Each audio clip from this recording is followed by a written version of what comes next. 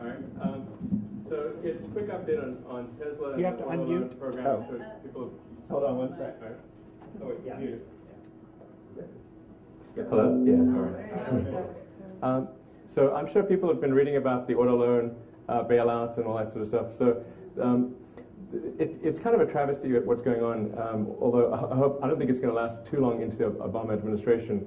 There was a $25 billion loan program that Congress approved to fund development of energy-efficient vehicles, essentially to wean ourselves off oil.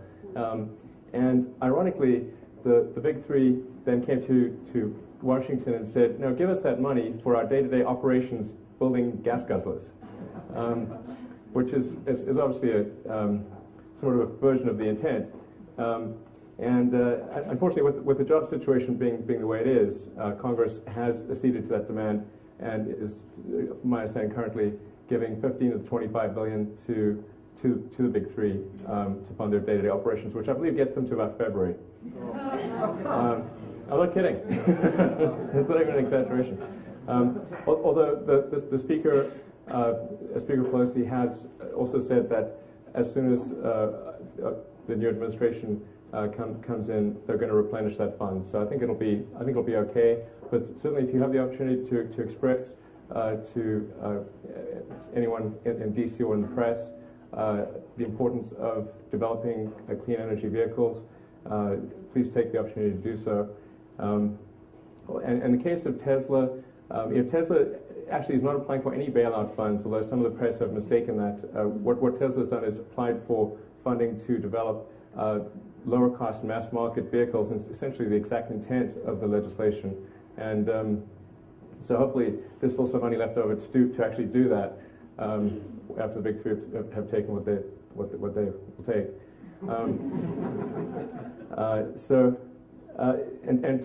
The Tesla Roadster, I think a lot of people are familiar with that. That's the two-seater sports car. In fact, my car, which is production unit 1, is parked outside. See if anyone's curious to see it. There's also a Tesla Sales and Service Center on Santa Monica Boulevard, so if you want to pop in and take a look at the car at that time, you're also welcome to do so. We're about to deliver our 100th production Tesla next week, and that's, interestingly enough, our 100th customer is Sam Perry. If anybody watched when Obama won and Oprah was crying on some guy's shoulder,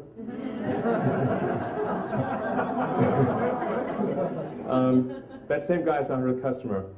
So it's a bit like Zelig. I mean, he's sort of everywhere. So anyway, he's a really great guy and lives in the Bay Area. He's going to take delivery of his car on Tuesday. So I'm going to hand him the keys personally and thank him for being a customer. So, there's an important point about Tesla, which is whenever somebody buys the Tesla Roadster, even though it's a $100,000, $109,000 sports car and it's kind of a fancy sports car, every penny that Tesla makes goes into development of lower-cost mass-market vehicles. So the company doesn't issue any dividends, nor will it ever.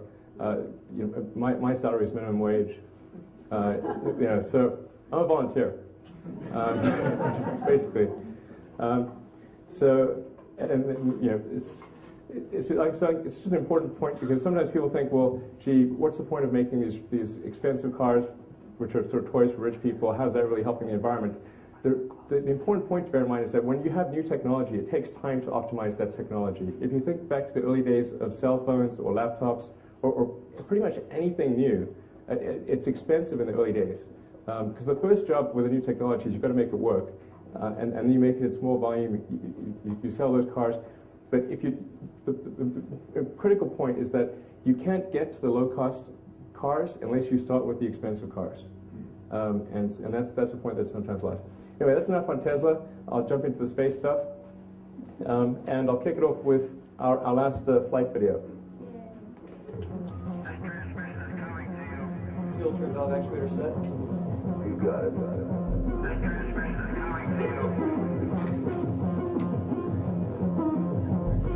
First stage sequence. Deck 1 triggered. Water boost system and so on. So this is actually on a remote tropical island. We launched our small rocket, the Falcon 1, from an island in the Kwajalein Atoll. So it feels a bit nefarious to be launching rockets from remote tropical islands. Yeah, I feel a bit like a Bond villain. In this case, it's basically just a dummy satellite. So this is basically a test flight to get to orbit. So this is actually our fourth flight. So the flights 2 and 3 made it to space, but they didn't make it all the way to orbit. And it's actually a lot harder to get to orbit than it is to get to space. You can get to space just by going up to Mach 3, but to get to orbit, you have to have a minimum of Mach 25. And that doesn't actually explain the full difficulty because the energy scales with the square of the velocity. So getting to space, 9 units of energy, getting to orbit, 625 units of energy. It's about 70 times harder to get to orbit than to get to space. And that's why there's only been about half a dozen countries in the world that have actually reached orbit. So this is actually the first completely privately developed rocket to reach orbit. And also the first privately developed liquid fuel rocket to reach orbit. This is the Falcon 1. It's named Falcon after the Millennium Falcon from Star Wars. Looks nothing like it, but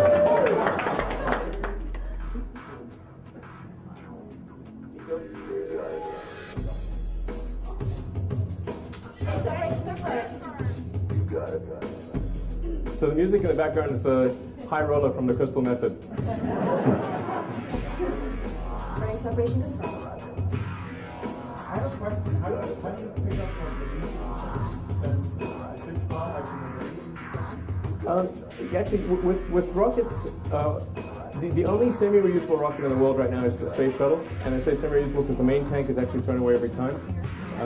So typically, well really, almost in all cases, rockets are not recovered. They basically re-enter and kind of either burn up or crash into the ocean and sink to the bottom, type of thing. Now with Falcon 1, our intent is to recover the first stage, which unfortunately we weren't able to do in this flight. The telemetry coming down showed that it didn't have enough thermal protection, so it actually ended up burning up. We need to increase the thermal protection. You got it. The fuel is high purity kerosene, so it's like sort of a very clean form of jet fuel, basically, with no sulfur content. It's not the greenest thing in the world, but we do buy lots of carbon offsets. So.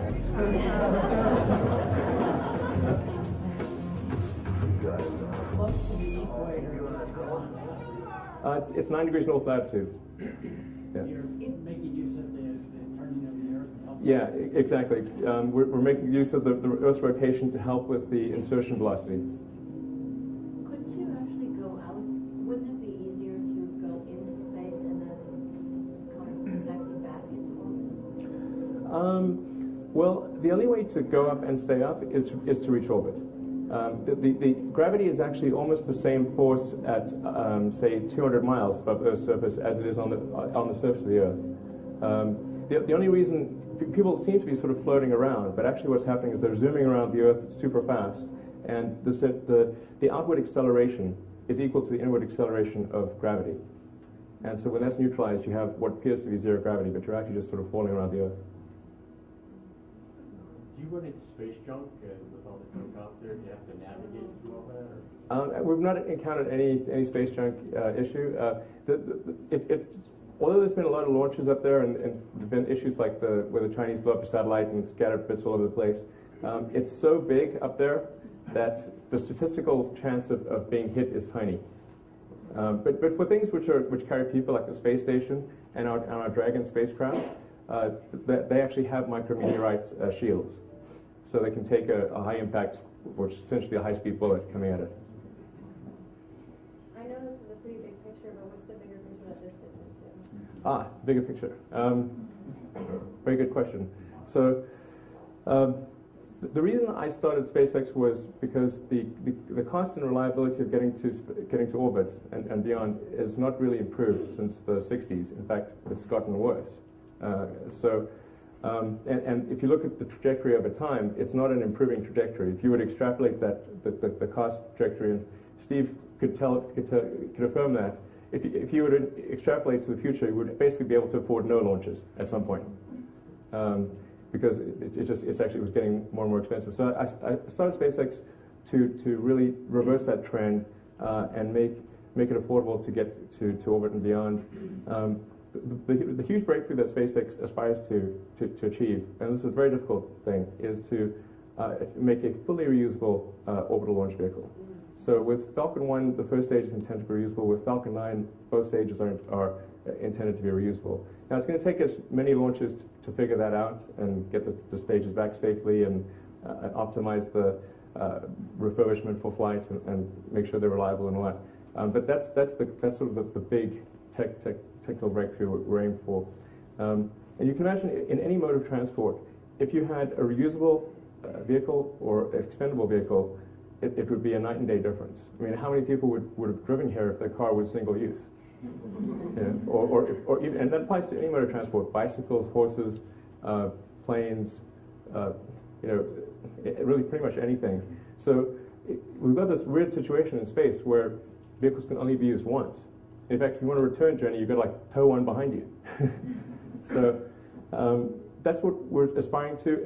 It's a tough goal. We're not saying we can achieve it, but we're aspiring to achieve that. And I think we will. But to explain why that's so difficult, when an orbital rocket is after they've really optimized the weight of the rocket and used the most advanced materials, and the engines are incredibly efficient, and you've pushed everything to the maximum, you typically get about 3% of the liftoff weight to orbit.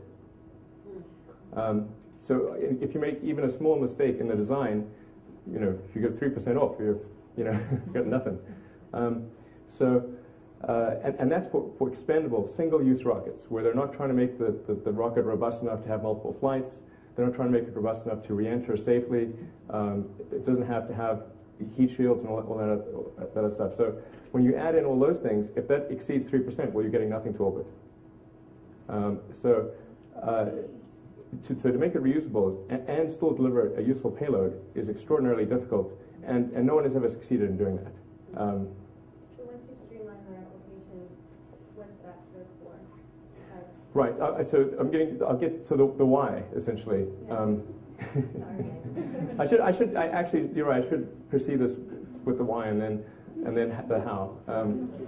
We're stupid, so it's okay. Right? You have to come down to our level and work with it. No, it's taking things for granted being in the space business. But so I'm a huge believer in the extension of life beyond Earth. So making life multiplanetary, I think is one of the most important things we could do. So then, why is that important? Well, how do you say that anything is important? How do you judge importance? Well, if you look at things on an historical time scale, and the further you zoom out, the more the important stuff stays behind and the unimportant stuff, you can't see it anymore. And if you look at the span of life's evolution on Earth, the multi-billion-year history of Earth itself, of life on Earth itself, you can really point to about half a dozen major steps on the evolution of life. There's obviously single-celled life, multicellular life, differentiation to plants and animals, life moving from the oceans to land, mammals, consciousness. Those are sort of like the big ones. And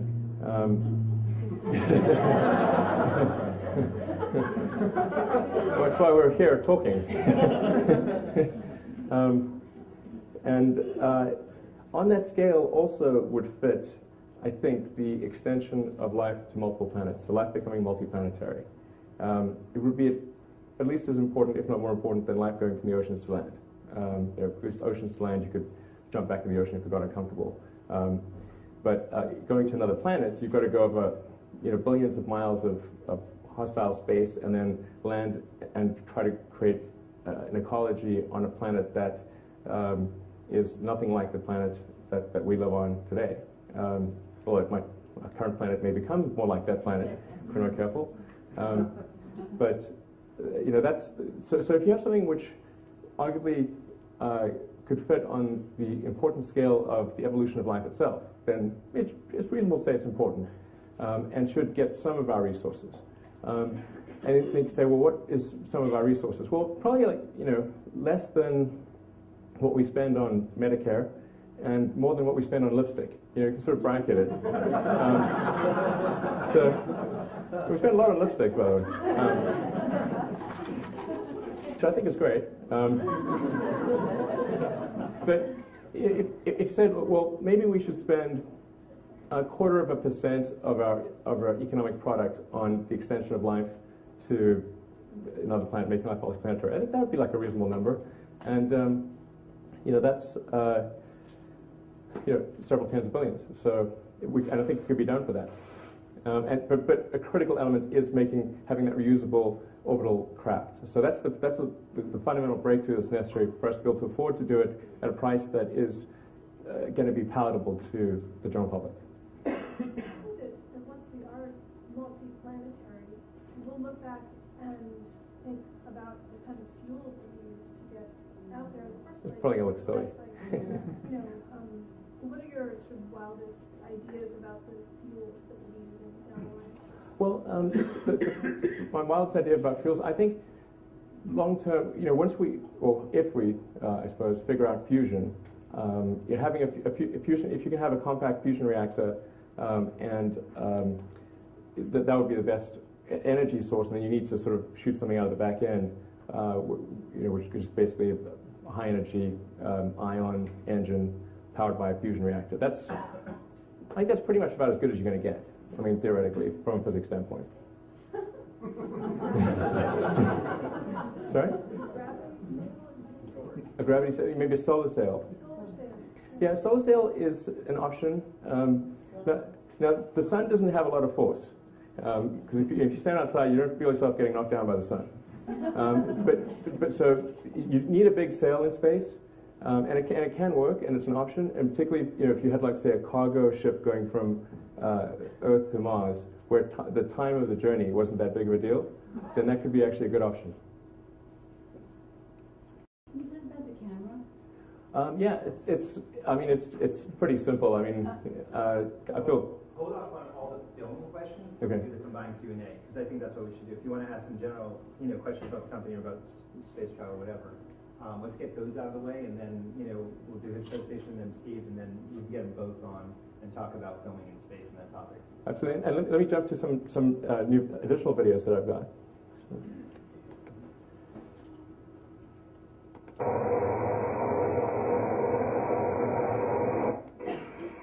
So this is our big rocket, the Falcon 9 that I was talking about, that we aspired to make fully reusable. This is the first stage firing of the Falcon 9. 5, 4, 3, 2, 1. Full 9, yes.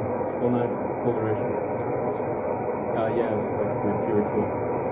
Yeah. So this is almost a million pounds of thrust in vacuum, which is about 4 times the maximum thrust of a 747. And it's pretty much it's Armageddon down there. You don't want to be standing at the base of that test stand. Tell them how tall the test stand is. Give them scale. Sure, the test stand is a couple of 100 feet. Well, the test stand itself is like 130 feet tall, and then there's about a 100-foot tall stage on top of it. So it's like 230 or 240 feet approximately to the top.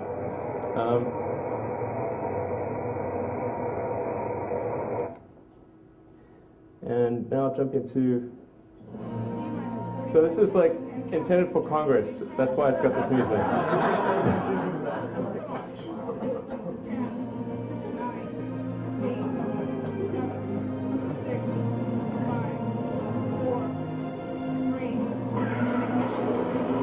So Falcon 9 will launch from our pad at Cape Canaveral. That's launch pad 40 at Cape Canaveral, which used to house the Titan IV. Now, this is not real, by the way. This is simulation. So the contract SpaceX has right now is to demonstrate cargo transfer to the space station and return of experiments to Earth. And what we're hoping NASA will exercise is an option on that contract to also carry astronauts. I think they will exercise that option fairly soon.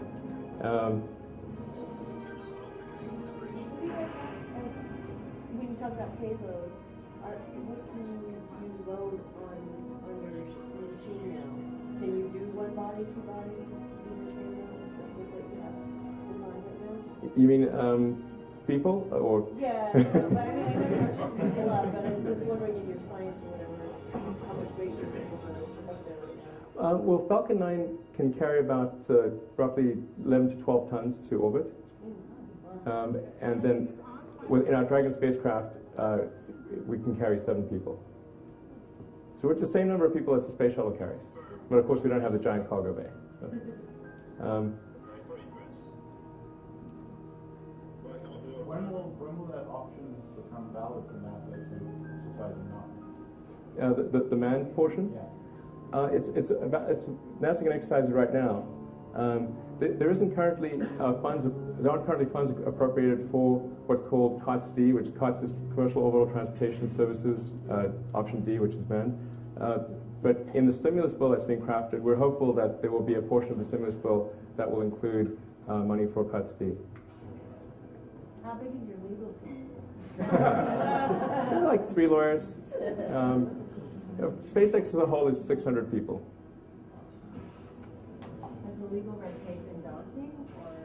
There's quite a lot of legal red tape. There's also a lot of regulatory stuff that has to, which isn't done by the lawyers. It's done by the engineers who have to comply with the regulations. Because in order for us to go to the space station, we have to meet the same regulatory requirements that the space shuttle does, or that the Europeans, or actually more than the Russians do. The Russians are they have their own rules. How much do you draw upon the existing or retired NASA engineers? We have actually a lot of people at SpaceX that used to work at NASA or JPL. So I'm not sure the exact percentage, but it's maybe 5 to 10% of our engineers. We also hire a lot of people straight out of school and from the big aerospace companies and from companies that are not in the space arena.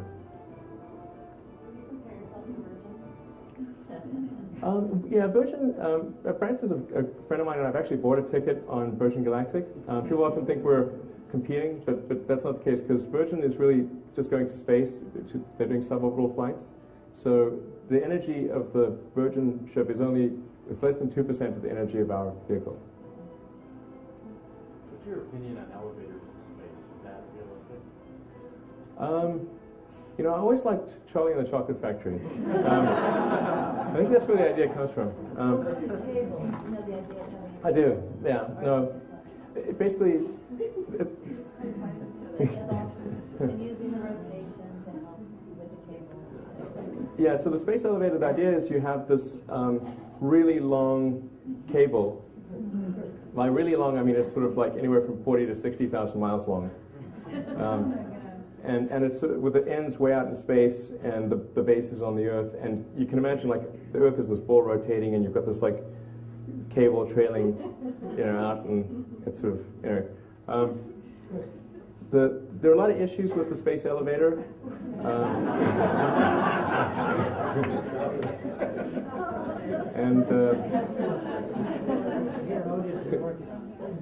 There's a lot of issues, and I mean, this is it also does rely on super strong materials, carbon nanotubes, and until we build, say, a carbon nanotube footbridge, then I think we should not really be thinking too much about building a 60,000 mile elevator. And it's possible that somebody may figure out how to do a space elevator and make it workable at some point in the future, but there's got to be a huge amount of business going to space before that's feasible. And then, of course, you get to the end of the elevator, but then you've got to go somewhere from there. So there's got to be a spacecraft that picks you up at the end of the elevator anyway. So the elevator is just sort of getting you out of that initial portion of gravity well. It's not this century. Are there any fuel options that are greener than the kerosene mix that you're using right now? You could use hydrogen and oxygen. That's not a bad choice. Although typically the energy required to create the hydrogen is more energy than was used to get the kerosene. But in principle, if you were to make hydrogen with solar panels, that would be a greener way to do it. But it's although we, the rocket's pretty big and whatnot, it's actually only got about the kerosene load of an airliner, because 2/3 of the rocket is actually oxidizer. It's liquid oxygen. So think of it like it's an airline flight. Do you have any plans to create something that combines your interest in solar energy and collection of solar energy on the rockets and orbits? You mean like space solar power? If there's anyone in the world who should love space solar power, it's me. Yeah. Because I'm chairman and the largest shareholder of a solar company called Solar City, and I have a rocket company. So it's going to be like perfect. That's why I'm asking. Unfortunately, I don't think space solar power makes sense. I wish it did, because that'd be awesome. But even if you assume it costs zero to transport the solar panels to space, when you take into account the equipment that's necessary to convert the energy to, say, microwaves or some other beam form of energy, and then you've got to have equipment on the ground that converts the microwaves back to electricity. Just when you take that capital cost into account, you're immediately blown out of the water, and it's not competitive with terrestrial solar power. So there's no point in even thinking about it. How far behind are we from other countries? Is anybody else doing in any place else on the planet what you're doing? With SpaceX, Right. the Chinese have a pretty interesting manned space program. I mean, right now there's really just the Chinese, the Russians, and the U.S. that send people to orbit. And the space shuttle is retiring in 2010. So unless our craft is active, the U.S. will not have the ability to send people to orbit. There is a longer-term program that NASA's got called the Ares-Ryan project, which is due to be finished around 2015 or 2016. And that's intended to be part of a system that takes us back to the moon. But for about 5 or 6 years there, unless SpaceX is successful, there will be no American manned space capability. So there'll just be the Russians who are charging us right now. You see, this is really awful. The Russians are charging us over $70 million per seat to go after the shuttle retires. I mean, they got us over a barrel roll and they're doing us hard. I mean, it's really rough. I mean, we'll spend $500 million per year on the Russians just buying tickets for 6 or 7 astronauts to go to the space station per year. But if we're ready in time, and I think we can be, then that won't happen. Our cost per person, even with assuming no reusability, assuming that every bit of it is expended and no refurbishment or reusability, is about $15 million per person. And it's U.S. and the jobs are here and all that sort of stuff. So I think it's kind of a no-brainer. But no-brainers in Washington D.C. don't always. So what has been the response from Congress? Generally enthusiastic, but there's. Yeah, I mean, I don't know. Hollywood have an amazing way of saying no money. There's like so many different words, but really, they haven't given you any money? Well, we've been given money for the cargo portion, but not for the manned portion. But I'm hopeful, like I said, that the stimulus bill will actually include the funds for the manned spaceflight activity. If it's not in the stimulus bill, I think it's quite likely that it'll be in the financial year FY10 bill, which will get approved around the February or March timeframe. So the government financial year starts in October. So I'm optimistic it's going to happen. It's just a question of what time scale. And for every year that we're dependent on the Russians, we have to send them $500 million. So, and the amount that we're asking for to get this done is $300 million. So, I don't know, it seems kind of ludicrous. But anyway, that's DC. Yeah.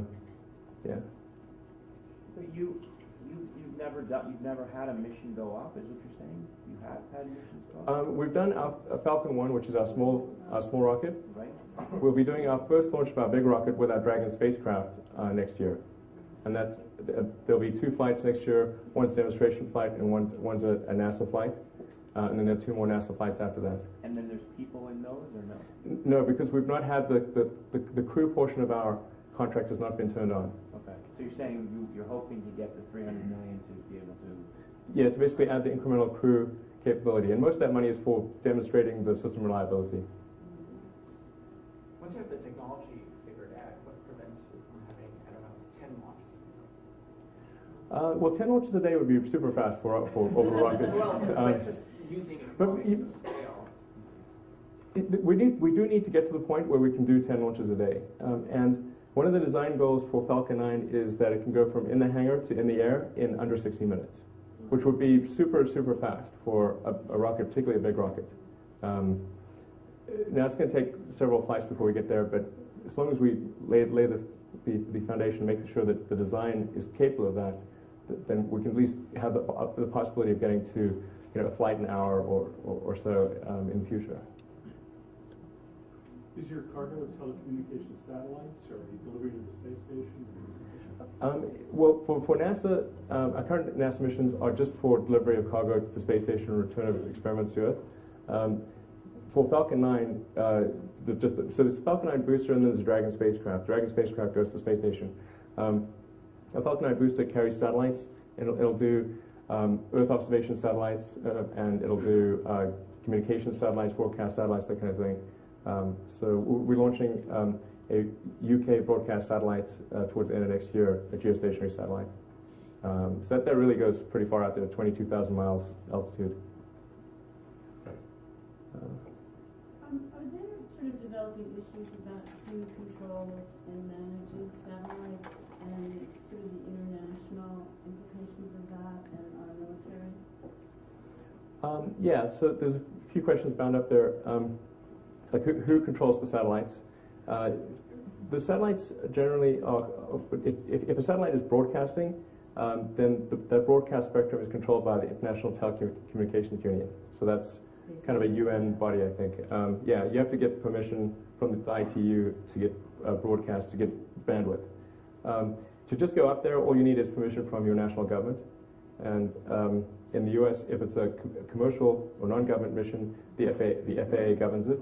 If it's a military mission, the military does whatever they want. And then if it's NASA, NASA does whatever they want.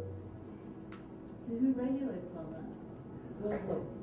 There really isn't a global, the only global regulatory authority is the International Telecommunications Union, and that just governs spectrum. How much does it cost just refuel for each separate mission? So if you ever got to 5 to 10 missions, Yeah. like you were saying, what would that cost? Well, that's a good question, because that sets the minimum cost of a mission. Right. If you had perfect refurbishment and had no operations cost, the fuel and oxidizer cost is really super low. It's for a big rocket, it's only a couple $100,000. For a small rocket, it's about $30,000 or $40,000. So if you just look at the propellant cost, it's very, very cheap. In projecting that into the future, do we just see those costs precipitously going down? I wouldn't say going down, but yeah, I think the cost of kerosene, which is kind of jet fuel, is going to go up over time. But I think it's not going to be a big factor for rocket launch costs. And the cost of liquid oxygen is just really the cost of electricity, because you can just compress and liquefy air.